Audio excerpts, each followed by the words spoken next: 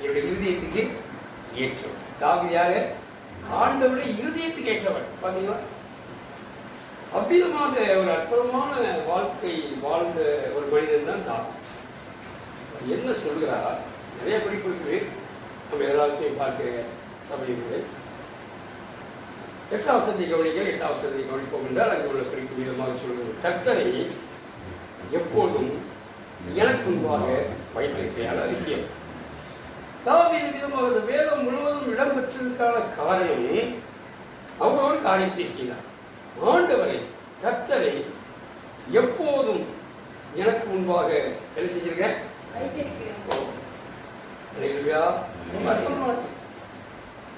ஆண்டவரை வாழ்க்கையிலே முன்பாக வைப்பது. ஒரு உலகத்திலேயே பல காரியங்களை முன்பாக வைத்திருக்கிறார். பணத்தையும், சொத்து சுகத்தையும், வீடு வாசலையும், உயர்ந்த உத்தியோகங்களையும், தனக்கு கொடுக்கப்படுகின்ற அதிகாரங்களையும், இந்த உலக வசதி வாய்ப்புகளையும், இதுதான் வாழ்க்கை எங்களுக்கு அவசியம் அல்லது இது போதுமானது என்று இதை முன்னதாக வைத்திருக்கிறார். ஆனால் தாவீது அவ்விதமாக அல்ல. ஆண்டவரை நான் என்ன செய்தேன்? எப்போதும் எனக்கு முன்பாக அது முக்கியமான காரியம். அதை கவனிக்க வேண்டும்.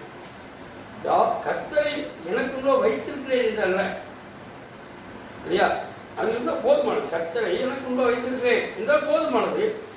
ஆண்டவராகிய தெய்வம் ஒரு அழுத்தத்தை கொடுக்கின்றார் தாவீதுடைய வாழ்க்கையில. அவர் எவ்விதமாய் வைத்திருந்தார் என்று ஒரு அழுத்தம். என்னது?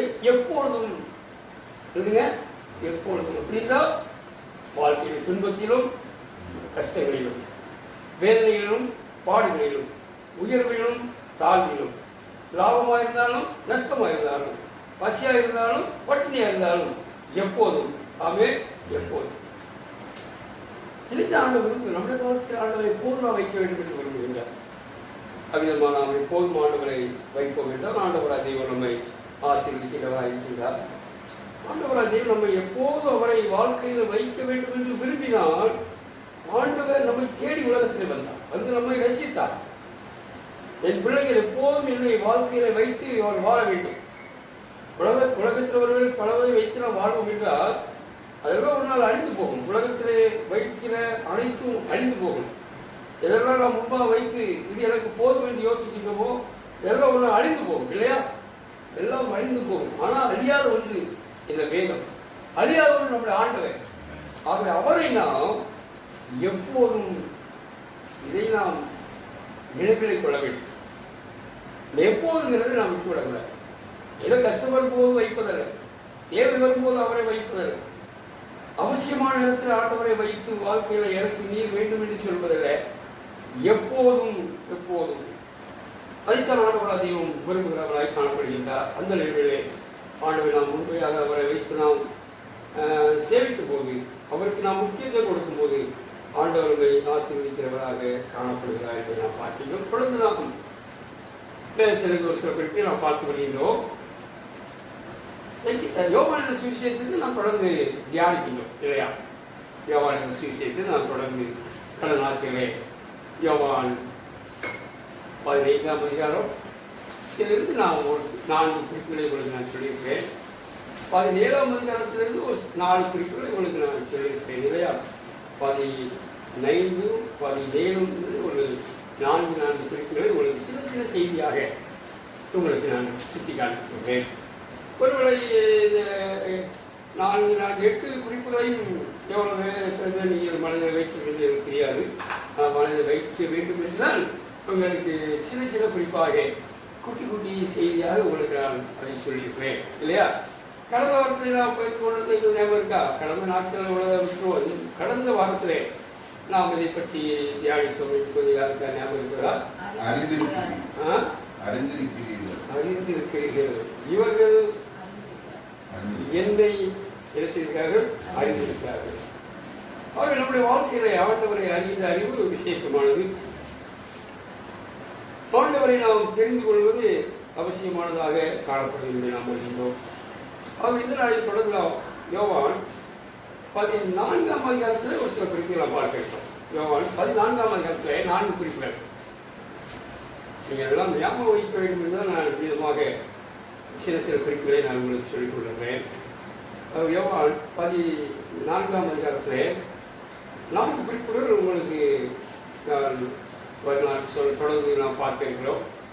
இன்றைக்கு முதல் குறிப்பாக யோவான் 14, 13, 14 நான் வாசிப்போம் என்றால் ஆண்டவர் அதில் என்ன சொல்லியிருக்கிறோம்?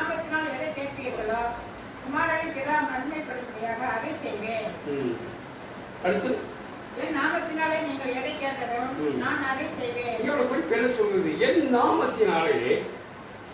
எதை கேட்டாலும் அதை நான் செய்வேன். என்ன செய்வேன்? செய்வேன். இதுதான் முதல் குறிப்பு, செய்வேன். இரண்டாவது குறிப்பை நாம் பார்க்க விட்டால் 14:18 வருகிறது. உங்களை திக்கற்றவளால் விட மாட்டேன், திக்கற்றவளால் விட மாட்டேன். தான் இரண்டாவது குறிப்பாக நாம் பார்க்கிறோம். மூன்றாவது குறிப்பாக 14:21 அவனுக்கு நான் என்னை வெளிப்படுத்துவேன், அவனுக்கு என்னை வெளிப்படுத்துவேன். மூன்றாவது. நான்காவது குறிப்பாக நாம் பார்ப்போம் என்றால் 14:3 நான் மறுபடியும் வந்து உங்களை இடத்தில் சேர்த்துக் கொள்வேன், சேர்த்துக் கொள்வேன். ஒன்று நான் உங்களுக்கு செய்வேன், இரண்டாவது உங்களை நான் திக்கற்றால் விட்டுவிட மாட்டேன், மூன்றாவது என்னை நான் வெளிப்படுத்துவேன், நான்காவது உங்களை என்னிடத்தில் சேர்த்துவேன். இந்த நான்குமே கடைசியில் வருகிற குறிப்பை நீங்கள் வேறு செய்வேன், வெளிப்படுத்துவேன், சேர்த்துக் கொள்வேன். இந்த குறிப்பின் அடிப்படையில் அவங்களுக்கு இந்த 4 குறிப்பை இதிலிருந்து பொறுக்க எடுத்துருக்கேன். சரி, இன்னைக்கு என்ன பார்ப்போம்? என்ன ஆண்டவர் சொல்கிறார்? என் நாமத்தினாலே நீங்கள் எதை கேட்டாலும் அதை நான் செய்வேன். என்னுடைய நாமத்தினால் நீங்கள் எதை கேட்டாலும் அதை நான் செய்வேன். இது கொஞ்சம் பிடிக்கணும். ஒரு குறிப்பு என்ன சொல்லுது? நீங்கள் கேட்டால் அதை நான் செய்வேன் என்று சொல்லவில்லை. நீங்கள் என்னுடைய நாமத்தினால நீங்கள் கேட்டால் அதை நான் செய்வேன் என்று அங்கே சொல்லவில்லை. எங்களோட குறிப்பு என்ன சொல்லுது? கொஞ்சம் அழுத்தம் கொடுக்கப்படுகிற காரியம் என்ன? எதை கேட்டாலும், எதை கேட்டாலும், அதான் உங்களோட அழுத்தம். எதை கேட்டாலும் அப்படின்னா எதை கேட்டாலும் ஆண்டவர் கொடுத்து விடுவாரா என்ற ஒரு கேள்வி நமக்கு கண்டிப்பாக வரும். சொல்லுங்களா, என் நாமத்தினால் நான் எதை கேட்டாலும் அதை நான் செய்வேன். அநேக நேரங்களில் நான் பல காரியங்களை கேட்டு கிடைக்கவில்லையே, இல்லையா? யோசிங்க. அநேக காரியங்கள் நாம் கேட்டுக்கிறோம், கிடைக்கவில்லை. அப்படி ஆண்டு சொல்றது தவறாயிடுமா? ஆண்டு வார்த்தை பொய்யாயிடுமா? என்றால் அப்படி அல்ல. அப்படி இருந்தால் ஏன் கிடைக்கவில்லை? ஏன் கிடைக்கல? அந்த வார்த்தை பொய்யாகாது, அவருடைய வார்த்தை தவறாகவும் மாறாது. அப்படின்னா ஏன் கிடைக்கல? வேதம் என்ன சொல்லுது? அந்த 13 நீங்கள் கவனிக்க வேண்டும். அந்த 13ஆம் வசனத்தை நீங்கள் நன்றாக கவனிக்க வேண்டும். அங்க உள்ள குறிப்பு என்ன சொல்லுது நம்ம அதை பார்க்கணும். நீங்கள் என் நாமத்தினாலே எதை கேட்பீர்களோ குமாரனில் பிதா மகிமைப்படும்படியாக. அதான் ஒரு விஷயம். புரியுங்களா?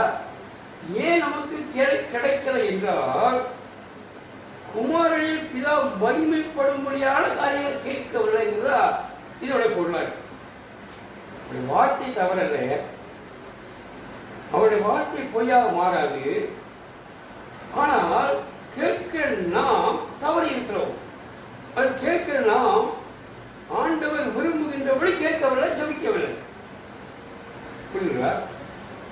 அதனாலதான் கிடைக்கும்.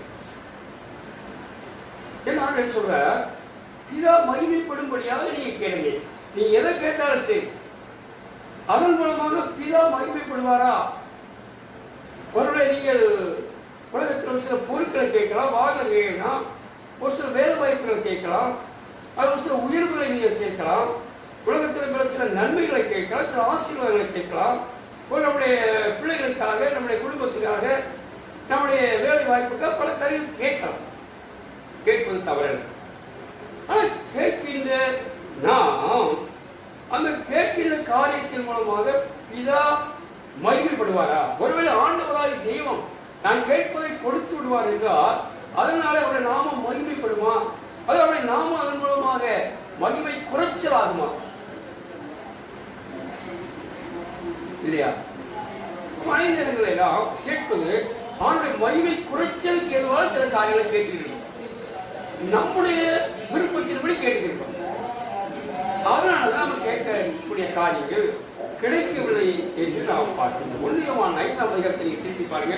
1 யோவான் 5ஆம் அதிகாரம், 1 யோவான் 5ஆம் அதிகாரத்தை நாம் திருப்பி பாருங்க. அங்கே அப்போஸ்தலனாகிய யோவான் என்ன சொல்கிறது கவனிங்கள். எடுத்துங்களா? 1 யோவான் 5ஆம் அதிகாரம் 14 கவனிங்கள். அங்கேயும் கூட இதை பிடிப்பதை நான் பார்க்கிறோம். எதையாகிலும் அவருடைய சித்தத்தின் அவருடைய சித்தத்தின்படி அவ்வளவுதான். அவருடைய சித்தத்தின்படி கேட்டால், இங்கே ஆண்டவர் என்ன சொன்னால், குமாரன் மகிமைப்படும்படியாக கேட்டால், ஆண்டவர் நம்முடைய நாம் கேட்பது அவளுக்கு மகிமை கொண்டு வர வேண்டும். நமக்கு ஒரு வேலை வாய்ப்பு கொடுப்பார் என்றால் அதை ஆண்டவர் மகிமைப்பட வேண்டும். நமக்கு ஒரு வாதம் கொடுப்பார் என்றால் அதை ஆண்டவர் மகிமைப்பட வேண்டும். நமக்கு ஒரு பணம் கொடுப்பார் என்றால் அதை மகிமைப்பட வேண்டும். நமக்கு ஒரு சில பொருட்களை கொடுப்பார் என்றால் அது நம்ம ஆண்டோட மகிமைப்பட வேண்டும். நமக்கு சரீர ஆரோக்கியம் கொடுப்பார் என்றால் அது நம்மளோட நாம கிடைச்சினோம் மகிமைப்படும் இல்லைங்களா? நமக்கு மகிமை கொண்டு வர கேட்பதனால் ஆண்டவருக்கு மகிமைப்பட வேண்டும்.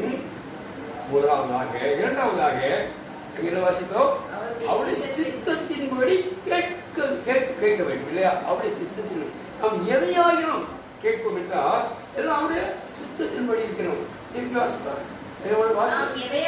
நாம் எதையாகிலும் அவருடைய சித்தத்தின்படி கேட்டால் அவர் நமக்கு செவி கொடுக்கிறார் என்பது அவரை பற்றி நாம் கொண்டிருக்கிற தைரியம், ஒரு நம்பிக்கை. என்ன நம்பிக்கை? அவருடைய சித்தத்தின்படி கேட்போம் என்றால் ஆண்டவர் அதை கொடுக்க போதுமானவராக இருக்கிறார், கொடுக்க அவர் வளம் உள்ளவராக இருக்கிறார் இல்லையா? நாம் என்ன செய்யுங்க, இதை கேட்டால் செய்வது என்றாலும் சொல்லுகிறார் என்று சொல்லி அது நிறைய கேட்பதல்ல. அந்த கேட்கின்ற காரியம் அதன் மூலமாக பிதா முதலாவது மகிமைப்பட வேண்டும். இரண்டாவது அவருடைய சித்தத்தில் இருக்கிறதா, ஆண்டவருடைய சித்தத்தில் இருக்கிறதா, அல்லது நம்முடைய நிலைகளை நம்முடைய சித்தத்திலே நம்முடைய அறிவின்படி கேட்கிறோமா? அநேக காரியம் கிடைக்காதனால இதான் விஷயம். நாம் கேட்கிற காரியத்தினாலே அவருடைய நாமும் மகிமைப்பட அங்கே முடியாது. இரண்டாவது, நாம் கேட்கின்ற பல காரியங்கள் அவருடைய சித்தத்துக்கு அப்பாற்பட்டதாக இருப்பதனாலே நாம் கேட்க அநேக காரியங்களை ஆண்டவர் கொடுக்காமல் இருக்கிறார் இல்லையா? தொடர்ந்து ஆண்டவராகிய தெய்வம் தொடர்ந்து என்ன சொல்கிறார் என்பதை நீங்கள் கவனிக்கின்ற போது மத்திய 7ஆம் அதிகாரம், மத்திய 7ஆம் அதிகாரத்தை திருப்பங்கள். மத்திய 7ஆம் அதிகாரத்தில் ஆண்டவராகிய இயேசு கிறிஸ்து என்ன சொல்கிறார்? ஆண்டவராகிய இயேசு என்ன சொல்கிறார் கவனிங்கள். மத்திய 7ஆம் அதிகாரம் எடுத்தீங்களா? 7ஆம் அதிகாரத்தில் வாசிக்கின்ற போது உங்களுக்கு எல்லாம் தெரிந்த வசனம் தான். மத்திய 7ஆம் அதிகாரம் எடுத்தீங்களா?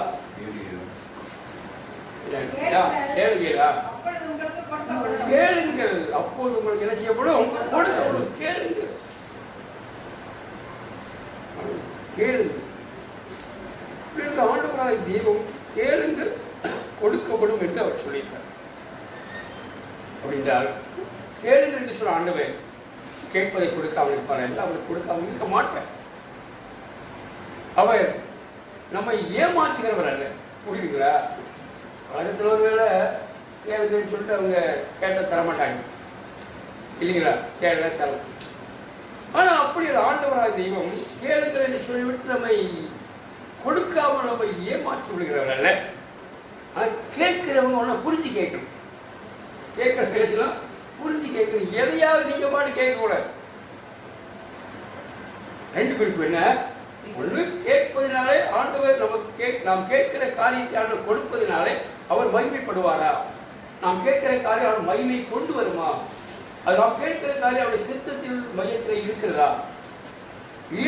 இந்த இரண்டும் சரியா இருக்கும் என்றால் நீங்கள் கேட்பதை ஆண்டவர் உங்களுக்கு காராக கொடுப்பார்.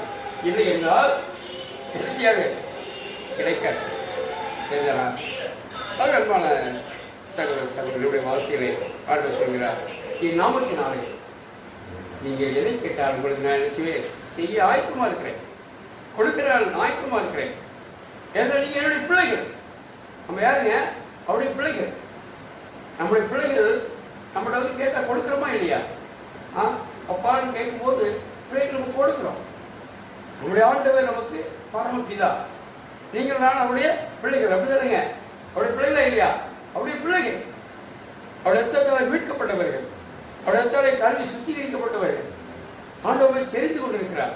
அவருடைய பிள்ளைகளை மாற்றி இருக்கிறார். அவருடைய சொந்த ஜனங்களை மாற்றி இருக்கிறார். அப்படி என்று ஆண்டு சொல்கிறார், கேளுங்க. அப்படின்னா அவருடைய பிள்ளைகளை நாம் கேட்டால் கொடுக்காமல் இருப்பார் என்றால் அவர் இருக்க மாட்டார். ஆனால் நம்ம பிள்ளைங்க கேட்பதெல்லாம் கொடுத்துட மாட்டோமே இல்லையா? அஸ்வந்த் கேட்குறான், டாடி அவன் இஷ்டப்படியதான் உனக்கு கேட்குறான் வைங்க, கொடுக்க முடியுமா? இப்போ அவன் பைக் கேட்டால் கொடுக்க முடியுமா? முடியாது. ஏன் இப்போ அவன் ஓட்ட முடியாது? ஒரு அவன் கேட்கலாம். ஒரு வேலை அஸ்வந்த் கேட்கறதுலாம் அப்பா கொடுக்க முடியாது இல்லையா? ஏன்? அது கொடுத்து அவனுக்கு நன்மையாக இருக்காது. அப்போ ஆண்டவர் நாம் பல காரியங்களை கேட்கிறோம், கொடுக்காமல் இருக்கிறார். அது நமக்கு ஒரு வேளை அது நன்மையாக இருக்காது. நாம் கேட்கிற காரியம் அது நம்முடைய ஆண்டவர் கேளுங்க என்று சொல்லியிருக்கிறார். ஆகவே நாம் கேட்பது அது நன்மைக்கு எதுவாக இருக்கும் என்றால், அது நமக்கு பிரியமாக இருக்கும் என்றால், நமக்கு அது ஏற்றதாக இருக்கும் என்றால், நமக்கு ஒருவேளை அது ஆசீர்வாதத்துக்கு ஏதுவாக இருக்கும் என்றால் ஆண்டவர் கொடுக்கின்றவராக காணப்படுகின்றார். சங்கீதம் 65 நீங்கள் கவனித்து பாருங்கள். சங்கீதம் 65 திருப்பங்கள் வாசித்து நாம் படிக்க இருக்கின்றோம். சங்கீதம் 65 பாருங்கள். சங்கீதம் 65 2 கவனிங்க, வாசிப்போமா? ஜெபத்தை கேட்கிறவரே. ஓ, ஜெபத்தை செய்கிறவங்க கேட்கிறவர். அப்புறம் மாம்சமான யாவரும் எல்லாரும் இடத்தில் வரும். ஏன் காரணம்? நம்முடைய ஆண்டவர் ஜெபத்தை கேட்கிறவர், நம்முடைய கஷ்டங்களை கேட்கிறவர், நம்முடைய பிரச்சனைகளை கேட்கிறவர், நம்முடைய தேவைகளை சந்திக்கிறவர், நம்முடைய குறைகளை மாற்றுகிறவர், நமக்கு நன்மையான கொடுக்கிறவர், நம்முடைய எல்லா விதமான தேவைகளை சந்தித்து நம்மை ஆசீர்வதிக்கிறவர் நம்முடைய ஆண்டவர். அவே நம்முடைய ஆண்டவர் நம்முடைய எல்லா தேவைகளை சந்திக்கிறவர். என்று நம்முடைய ஜெபத்தை கேட்காத ஒருவர் அல்ல. கடவுள் எங்கே இருக்கிறார் என்று நாம் கேட்பதல்ல, கடவுள் நம்முடைய நடுவில் இருக்கிறார். கடவுள் நம்முடைய ஜெபத்தை கேட்கிறவர். அதனாலதான் மாம்சமான யாவரும் சொல்லுங்க, மாம்சமான யாவரும். யாவரும் ஏதோ ஒரு சில மக்கள் அல்ல, ஏதோ ஒரு சில கூட்டத்தை சார்ந்தவளோ, மதத்தை சார்ந்தவளோ, இனத்தை சார்ந்தவளோ, ஜாதியை சேர்ந்தவளோ, தேசத்தை சார்ந்தவர்களோ, வாசியை சார்ந்தவர்கள் அல்ல. யாவரும் யாவரும் மாம்சமான யாவரும், மனிதர்களாகிய யாவரும் எங்கே வருவார்கள்? இடத்திலே வருவார்கள். ஏன்? ஆண்டவர் நம்முடைய ஜெபத்தை கேட்கிறவர், நம்முடைய தேவைகளை சந்திக்கிறவர், நம்முடைய கூக்குரலை கேட்கிறவர், நம்முடைய உள்ளத்தின் ஆழங்களை பார்க்கிறவர், நம்முடைய எல்லா விதமான ஆசீர்வாதங்களையும் நம்ம கொடுக்க அவர் போதுமானவராக இருக்கிறார். ஆகவே நம்முடைய ஆண்டவர் ஜெபத்தை கேட்கிறவர் ஆண்டவர். ஆகவே ஆண்டவர் சொல்கின்றார், என் அன்பு பிள்ளைகளே, என் நாமத்தினாலே எதை கேட்டாலும் உங்களுக்கு நான் என்ன செய்வேன்? செய்வேன். ஆனால் நிபந்தனை என்னங்க? நிபந்தனை 2. எதை கேட்டால் நான் உங்களுக்கு செய்வேன் என்று அவர் முழுமையாக அப்படியே விட்டுவிடவில்லை. நிபந்தனை வைத்திருக்கிறார். நீங்கள் கேட்பது அந்த கேட்கின்ற காரியத்தினாலே பிதா மகிமைப்பட வேண்டும். பிதா மகிமைப்பட வேண்டும். நீங்கள் கேட்கின்ற காரியம் பிதாவின் சித்தத்தின் அது மையத்தில் இருக்க வேண்டும். பிதாவின் சித்தத்தின் வெளியே இருக்கும் என்றால் நாம் கேட்பதை பெற்றுக்கொள்ள முடியாது. ஆக அன்பான தெய்வ பிள்ளைகளை, நீங்கள் கொடுக்கப்படும் என்று சொல்ல ஆண்டவர் அதற்கான சில நிபந்தனை வச்சு வேத புத்தகத்திலே ஆசீர்வாதங்களுக்கு இடையிலே நிபந்தனைகள் உண்டு. இல்லை உண்டுங்க, நிபந்தனைகள் உண்டு. சும்மா ஆசீர்வாதம் வர, சும்மா ஆசீர்வாதத்தை கொடுக்க முடியாது. சும்மா வெற்றி பெற முடியுமா? எல்லா வருஷமும் ஆல் பாஸ் பண்ண முடியுமா? 10வது இந்த வருஷம் பண்ணிட்டாங்க எல்லாரும். எல்லா வருஷமும் முடியுமா? முடியாது. ஏன்? சும்மா வெற்றி பெற முடியாது, சும்மா ஆசீர்வாதம் பெற முடியாது. அதுக்கு கீழே சில நிபந்தனைகள் இருக்கிறது. அதை நாம் நிறைவேற்றுவோம் என்றால், அதை ஒரு நாம் கைக்கொள்வோம் என்றால் வாழ்க்கையிலே ஆசீர்வாதம் உண்டாகும். ஆகவே ஆண்டவர் நம்முடைய ஜெபத்தை கேட்டு பதில் கொடுக்க வேண்டும் என்றால் நம்ம என்ன பண்ணணும்? பிதா மகிமைப்படும்படியாக அதை கேட்க வேண்டும். அவருடைய சித்தத்தின் படியாக நாம் கேட்போம் என்றால் ஆண்டவர் நாம் கேட்பதை கொடுப்பதற்கவர் போதுமானவர். அற்புதமாக கல்வி உள்ள ஆழத்திலிருந்து ராஜாவை நாம் மனதார வாழ்த்துவோம். வேதியிருக்கின்ற பொம்மரசமும் அதை நமக்கு ஞாபகப்படுத்தியுள்ளது. ஆண்டவராக தேவன் உங்களுக்கு எனக்காக சிலுவையை மறுத்து அடக்கமாடப்பட்டு உயிர்த்தெழுந்து இந்த உயிரோடு கூட இருக்கிறவர்களாக இருக்கின்றார். அவர் நமக்காக சிலுவையை மறுத்ததை, அவர் நமக்காக தன்னுடைய சரீரத்தை பிற்கப்பட்டதை, நமக்காக அவர் ரத்தத்தை சிந்தினதை இந்த அப்பமும் ரசமும் நமக்கு ஞாபகப்படுத்தி. ஆக நம்ம ஒரு வாரமும் இதை நாம் செய்வது ஒரு சடங்காக அல்ல, இது ஒரு பழக்க வழக்கங்களாக அல்ல. ஆண்டவர் நமக்காக அந்த சிலுவையிலே பட்ட தியாகத்தை, ஆண்டவர் நமக்காக செய்த அந்த மாபெரும் வழியை நினைவு கொண்டவர்களாக ஆண்டவர் எனக்காக நான் செய்த பாவத்திற்காக அவர் சிலுவையை மறித்தார், என்னுடைய பாவத்துக்காக அவர் உயிர் கொடுத்தார் என்று நாம் வந்த சித்திரர்களுக்குள்ளே உள்ளத்தின் ஆழத்திலிருந்து நாம் ஆண்டவருடைய